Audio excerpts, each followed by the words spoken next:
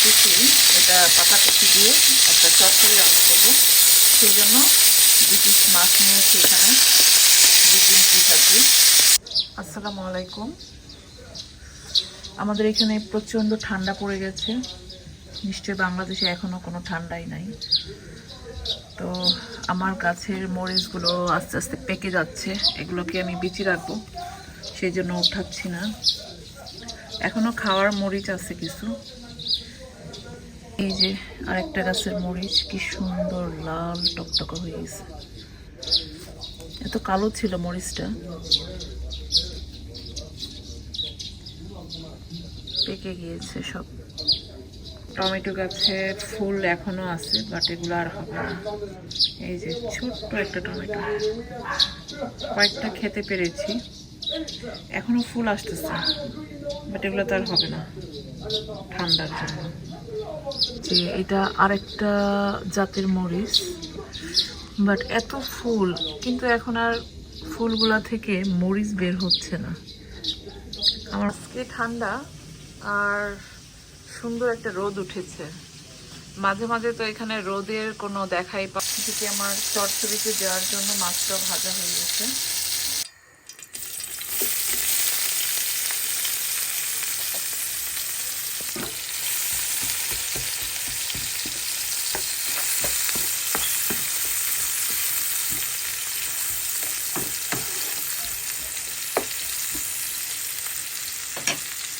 পেঁয়াজটা লাল হয়ে গেছে, এখন পেঁয়াজ বাটা দিয়ে দেবো। রূপচাঁদা মাছটা ভোনার জন্য একটু গ্রেভি থাকলে ভালো লাগে।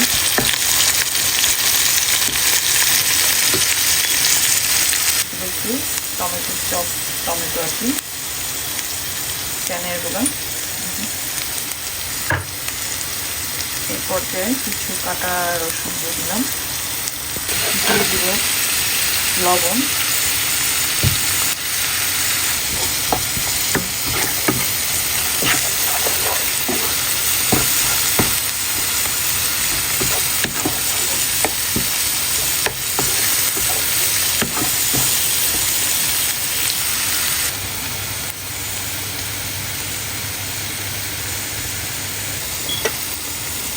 পানি দিয়ে দেবো এখন।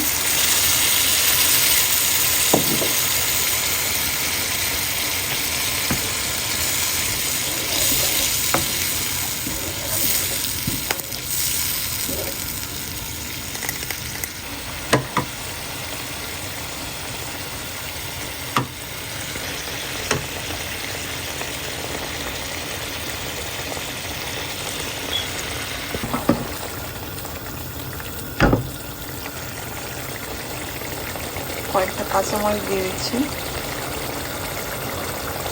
আর আমার প্রিয় ধনিয়া পাতা।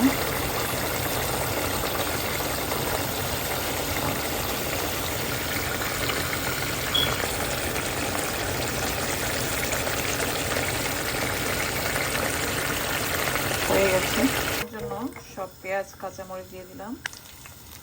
এখন দিয়ে দেবো, ভেঙে ভেঙে দেবো।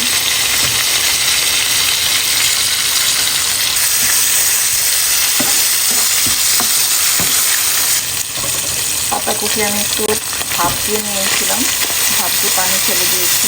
সামান্য একটু হলুদের গুঁড়া দেবো, জিরার গুঁড়া। খাবো তাই মরিচ ছিঁড়তে আসলাম, কারণ কয়দিন পরে তো মরিচ আর থাকবে না গাছে। এই মরিচগুলো প্রচণ্ড ঝাল।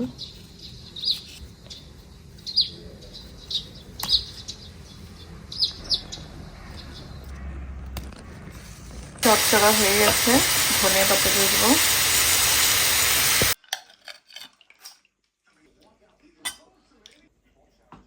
ধনিয়া পাতার ভর্তা দিয়ে আগে শুরু করি। আমার এটা অনেক পছন্দ, তাই আজও এটারে ভুলতে পারিনি।